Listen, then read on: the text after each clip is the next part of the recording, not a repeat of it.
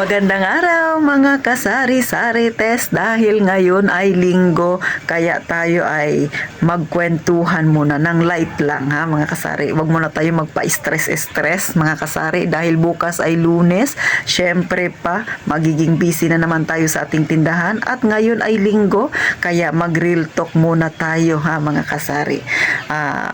Ano ba ang naipundar mo na sa iyong tindahan? Syempre yan ang magbibigay sa atin ng inspirasyon. Bakit tayo nagtatagal sa pagtitindahan? Ikaw kasari na nanonood kaya titintin. Ano na ang mga naipundar mo? Marami na ba? Kung babalikan mo kung paano kang nagsimula, malayo ka na ba? Malayo na ba ang narating ng tindahan mo? O di ba mga kasari? Sa totoo lang ako ha mga kasari, kapag binabalikan ko kung paano ako nag-umpisa nung aking pagtitindahan, naisip ko yung mga nakikita ninyo na yan na maraming laman sa aking tindahan. Hindi pa yan ganyan. Talagang napakapangit pa talaga mga kasari ha. Yung mga dilata ko na yan na ngayon ay 3 patong tapos sa likod ay meron pa. Dati hindi ganyan yan. 2 patong lang yan tapos sa likod wala. So ganyan ang itsura ng tindahan at tintinoon. Hindi pa ganun ka dami. O ikaw ba naman magpuhunan ka ng 20,000 tapos panahon pa ng pandemic ako nagbukas. O di ba? Panahon yan na yung mga tao ay walang pera. Panahon yan na ang mga tao ay sobrang nai-stress kasi lockdown. Kaya ngayon masaya ako kasi hindi ba from lockdown nakapagpundar ako ng aking maliit na tindahan at paunti-unti sa pagsisimula ngayon ay ganito na ang itsura ng aking tindahan. Tapos mga kasari, nakikita ko na nagkaroon ako ng savings bagamat hindi naman ganun kalaki kung ikukumpara, kung ihahambing sa mga may malalaking tindahan. Pero masaya ako kasi naging disiplinado ako. So isa yun sa binabalik-balikan ko mga kasari kasi nga na kung iisipin mo nagumpisa ka ng 20,000 wala kang ipon, kumbaga wala ka talaga kahit ano pero lakas ng loob lang na ituloy itong ganitong negosyo. Ngayon pag naiisip ko, nagpapasalamat ako na nagkaroon ako ng ganong determinasyon. Tapos nakikita ko yung mga napundar kong gamit, di ba? So yun pa lang mga kasari, panalong-panalo na si Ate Tintin. Bagamat, mga kasari, nakikita nyo, hindi naman ganun kalaki ang aking tindahan. Pero syempre, sa mga produkto na lang na aking nabili, nakikita nyo naman medyo marami na ang laman, ay masaya na ako doon. Pero syempre, hindi lang humahangga hanggang dyan yung aking pangarap. Mas gusto ko pang dumami sana yung aking paninda. Kaya unti-unti, pinaparami ko pa siya.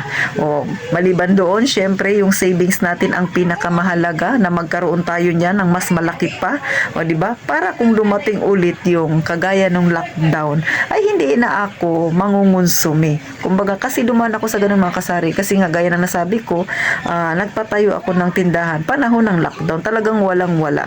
Lahat ng mga tao ay nangangarag. Kaya si Ate Tintin ay masaya ang outcome ng aking tindahan.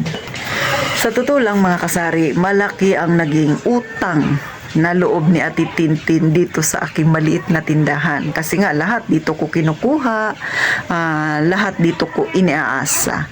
Kaya naman, pero sa mga mag-uumpisa ng kanilang tindahan na ngayon ay nandito sa channel na Ate Tintin, ang may papayo ko kung ganito rin ang negosyo na gusto ninyo, kung meron lang din kayong extra pera, huwag na muna ninyong bawasan ang inyong tindahan. Kung gusto nyo, palaguin muna ng palaguin kung may extra pera naman kayo.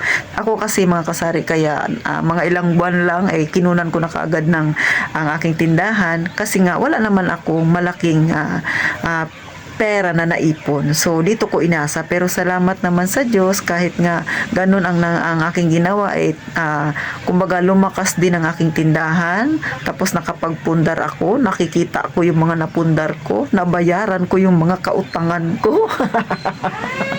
At syempre, masayang masaya si Ate Tintin. So, sa totoo lang mga kasari, no, kung kayo, pag binabalikan nyo kung paano kayo nung nag-umpisa ng pagtitindahan, napapangiti ba kayo? Tapos iikot mo yung mata mo sa tindahan mo, nasasabi mo sa sarili mo na, ang layo na pala ng tindahan ko kung ikukumpara ko nung nag-umpisa ako. Di ba? Tapos titingin ka sa passbook mo, sa bangko mo. Marami-rami na rin akong naipon kumpara noong wala pa ang aking negosyo. O ganun ba kayo? So isa yan sa nakakapagbigay inspirasyon kay Ate Tintin para pagbutihin ang maliit kong negosyo. Kahit sinabi ng iba noon na kakayanin kaya ng tindahan mo, marami na kayo dyan, tabi-tabi na kayo dyan, wala ka pang masyadong suki. Di ba? Pero pinanindigan ko. Ang mahalaga, naging masaya ako sa aking ginagawa. So, kayo ba mga kasari? Dumarating din ba kayo sa puntong nakakapag-isip kayo ng ganyan? Nakukumpara ninyo yung noon at ngayon ng tindahan ninyo? O baka naman yung iba dyan ay bumagsak na ang tindahan? Mga kasari, Huwag naman sanang humantong sa ganyan. Pero kung dumating man kayo dyan na nasa 50-50 na yung tindahan ninyo, meron akong na-vlog na, hanapin nyo na lang dyan para magkaroon kayo ng inspirasyon para syempre ma-motivate kayo ulit para ipagpatuloy pa yung pagtitindahan nyo na yan mga kasari. Ito ay simpleng kwentuhan lang mga kasari, pero sana makapagbigay inspirasyon sa mga mag-uumpisa ng kanilang maliit na negosyo mga kasari. Si Ate Tintin ay isa sa witness na ang pagtitindahan ay malaki ang maitutulong, na ang pagtitindahan kahit maliit pero malaki rin ang kaya mong maitabi, maging savings, di ba? Basta marunong ka lang humawak ng pera ng tindahan mo. Tandaan, hindi kailangang malaki ang puhunan sa pag-uumpisa ng negosyo. Ang kailangan lang katatagan at syempre, discarding malupit sa paghawak mo ng pera ng iyong tindahan. At higit sa lahat, syempre, ipag-pray mo sa ating Panginoon ang iyong negosyo para gabayan kanya.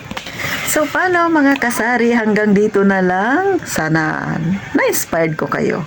At syempre, gaya ng palaging sinasabi ni Ate Tintin, mag-iingat tayong lahat palagi, mga kasari.